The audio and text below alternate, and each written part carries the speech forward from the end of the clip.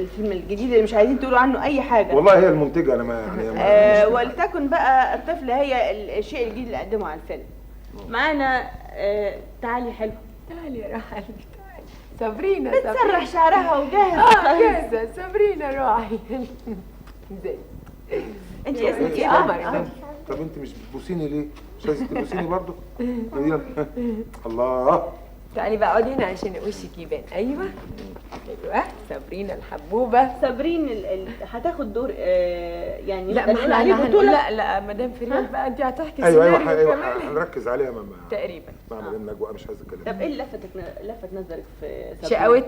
شقاوتها وتقليدها ليا، وبتغني وبترقص وبتمثل دراما، بتمثل لا اهم حاجه نجوى انها بنت موهوبه حقيقي، وبعدين عندها اللي بنسميه بالبلدي قبول او حضور او بريزانس.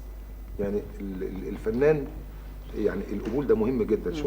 شوفي ما شاء الله، يعني مش عايز اتكلم بقى، ربنا يحرسها كفايه يعني. بتعرفي تغني ايه؟ اي حاجه. انت ايه اللي بتغنيه حلو؟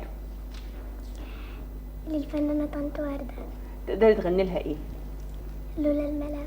تقدري تقولي لي حته حلوه كده؟ ايوه كويس، ده من فيلم حكايتي مع الزمان. غني كده. ايوه خلي وشك بس للكاميرا. ايوه.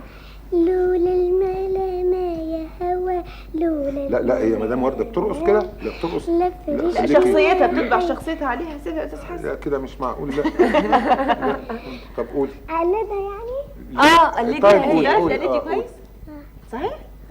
يعني زي مين في التقليد؟ زي الفنان لبلبة مثلا؟ طب قلدي لنا بقى الفنانة وردة.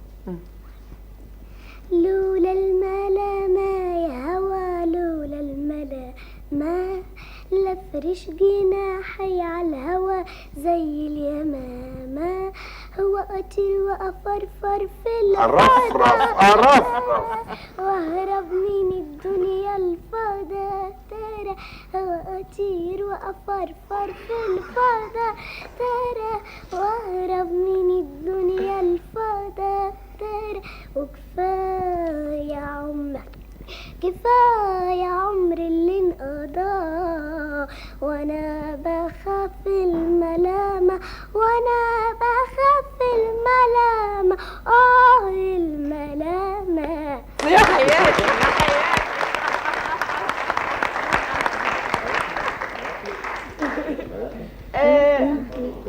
في طلبوا منها الاستاذ حسن غريب شويه، عايزه تعيط ليه؟ ما هو مدام يعني تقدري تديله اللي عايزه بقى. من كده. لا بص هنا. لا من غير ما تحكي، من غير حاجه. اقول ايه مثلا يعني؟ اي حاجه تعجبك، احساسك بيجيب قولي. ماما ليه تعملي فيا كده يا ماما؟ اي حاجه تعجبك، احساسك بيجيب قولي. ماما ليه تعملي فيا كده يا ماما؟